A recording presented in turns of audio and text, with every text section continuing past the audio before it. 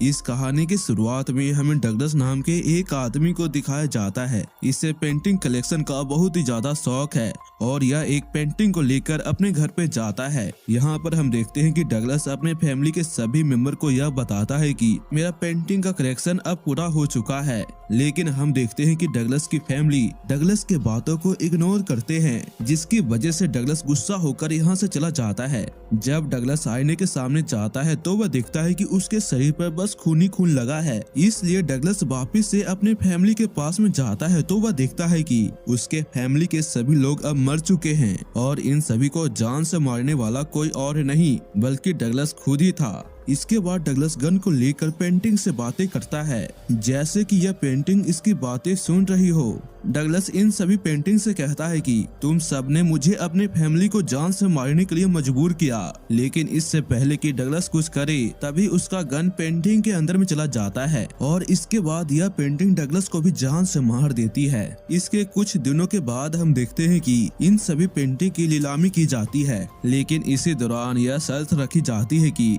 जो भी इनमें से एक पेंटिंग को खरीदेगा उसे इन सभी कलेक्शन को खरीदना होगा। इसी बीच हम देखते हैं कि डैनी नाम का एक आदमी इन सभी पेंटिंग को खरीद लेता है। इसके बाद इनके पास में एक जैक नाम का बुढ़ा आदमी आता है और यह इनसे पूछता है कि तुम्हें इन सभी पेंटिंग के बारे में कुछ पता है, जिस पर ये दोनों कहते हैं कि नहीं। इन सभी पेंटिंग को देखकर जैक को याद आता है कि पहले जब वह फादर था तो उसे इन सभी पेंटिंग में बहुत ही अजीबोगरीब चीजें दिखाई देती थी और जब मैं इस पेंटिंग से डरकर बाहर जाता हूँ तो मुझे अपनी एक अलग ही जिंदगी नजर आती है। जिसके बाद मैं गॉड से सॉरी बोलकर मैंने अपनी एक आँख फोड़ दी। यह सारी बातें याद करते हुए जैक इनसे कहता है कि यह पेंटिंग बहुत ही ज्यादा डेंजर है, इसलिए आप इन सभी पेंटिंग को जला देना। यह सुनकर वहाँ की ऑनर जैक को यहाँ से भगा देती है। इसके बाद हम डैनी के बेटे को देखते हैं जिसका नाम लुइस है और यह अपनी गर्लफ्रेंड के साथ अपने घर पे आता है। लुइस की बहन अपने भाई को देखकर बहुत ही ज्यादा खुश हो जाती है। इसके बाद हम देखते हैं कि इन सभी पेंटिंग को पैक किया जाता है। तभी एक वर्कर पिग वाले पेंटिंग को देख लेता है और हमें इसे देखकर ऐसा लगता है कि इस पेंटिंग ने इस वर्कर को अपने वश में कर लिया है और इसके बाद यह वर्कर एक पाइप से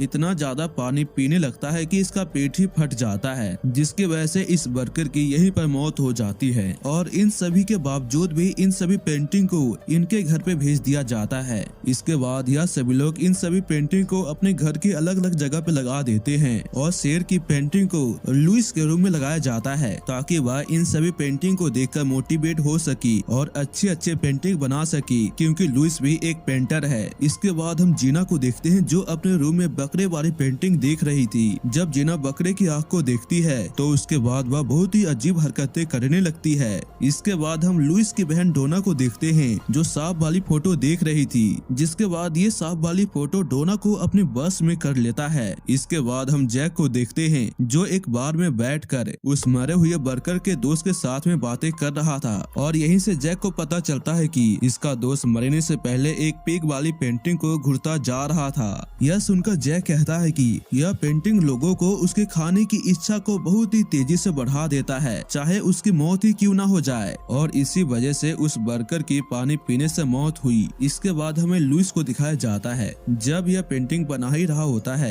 तभी इसे एहसास होता है कि इसका प्रोफेसर यहीं पर है जो एक बार फिर से इसकी पेंटिंग में कमियां निकालता है। तभी वहाँ पर इन सातों पेंटिंग को बनाने वाला आदमी आ जाता है और वह लुइस के प्रोफेसर को जान से मार देता है और यह आदमी लुइस से कहता है कि तुम अपनी इस कला को बढ़ाने के लिए किसी की भी जान ले सकते हो। तभी लुइस अपने दोस्त की आवाज को सुनकर सपने से बाहर आ जाता है, लेकिन हमें पता चल जाता है कि शेर वाली पेंटिंग ने लुइस को अपने बस में कर लिया है। इसके बाद हम डैनी को देखते हैं जो मेंढक वाली पिक्चर देख रहा था और यह इस पेंटिंग को देखकर पैसे कमाने के लिए और भी ज्यादा उत्तेजित हो जाता है, यानी कि अब ये भी इस पेंटिंग के कंट्रोल में हो चुका है। इसके बाद हम देखते हैं कि किमी पेंटिंग के बारे में कुछ और जानकारी लेने के लिए वापस से उसी जगह पे जाती है जहाँ से ये सारी पेंटिंग खरीदी गई थी। यहाँ पर किमी की मुलाकात जैक से होती है और यहाँ पर किमी जैक को बताती है कि शेर वाली पेंटिंग मेरे दोस्त के रूम में लगी है। यह सुनकर जैक कहता है कि सातों में से वह वाला पेंटिंग बहुत ही ज्यादा डेंजर है और इस पेंटिंग की वजह से तुम्हारा दोस्त अपने गुस्से पर काबू नहीं कर पाएगा। इसके बाद हमें डैनी के दोनों बच्चे को दिखाया जाता है जिसके घर में स्नेल की फोटो लगी थी और यह स्नेल इन दोनों को भी अपने वश में कर लेती है।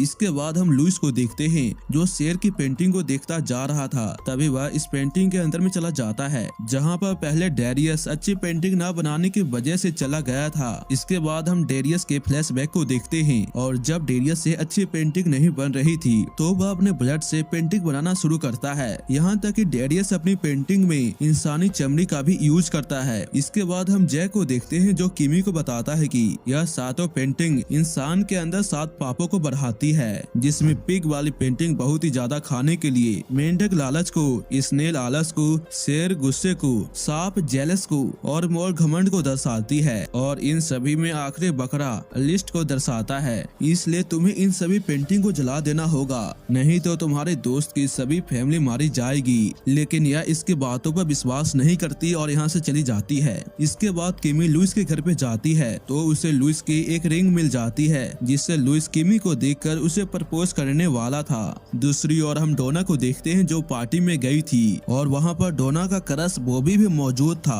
यहाँ पर बॉबी की गर्लफ्रेंड डोना की मजाक उड़ाने लगती है जिसके बाद डोना उसके सिर के ऊपर में हमला कर देती है। दूसरी ओर हम किमी को देखते हैं जिसके साथ जीना जबरदस्ती करने की कोशिश करती है, लेकिन किमी जीना को अपने से दूर करके वहाँ से भागने लगती है। किमी डोना के रूम में जाती है तो वह देखती है कि डोना ने बॉबी के गर्लफ्रेंड के बॉडी पार्ट को काट कर अपने ऊपर चिपका रखा है और यह सीन देखने में काफी ज्यादा भयानक है। इसके बाद किमी डैनी के रूम में जाती है तो वह देखती है कि डैनी भी एक पेंटिंग के अंदर में बंद है। साथ ही किमी डैनी के दोनों बच्चों को भी देखती है जो स्नेल की पेंटिंग में कैद होते हैं। यह सब देखकर किमी बहुत ही ज्यादा डर जाती है और वह घर से बाहर चली जाती है। घर के बाहर जैक को देखकर किमी बहुत ही ज्यादा खुश हो जाती है। इसके बाद जैक किमी से कहता है कि हमें उन सभी पेंटिंग को जलाना होगा। इसके बाद किमी शेर की पेंटिंग को लेने के लिए लुइस के यहाँ जाने लगती है और जैक बाकी की सभी पेंटिंग को लेने के लिए जाता है। जब किमी लुइस के पास में जाती है तभी लुइस उस पर हमला कर देता है। दूसरी ओर हम जैक को देखते हैं और जीना जैक को मोर की पेंटिंग के पास में ले जाकर उससे कहती है कि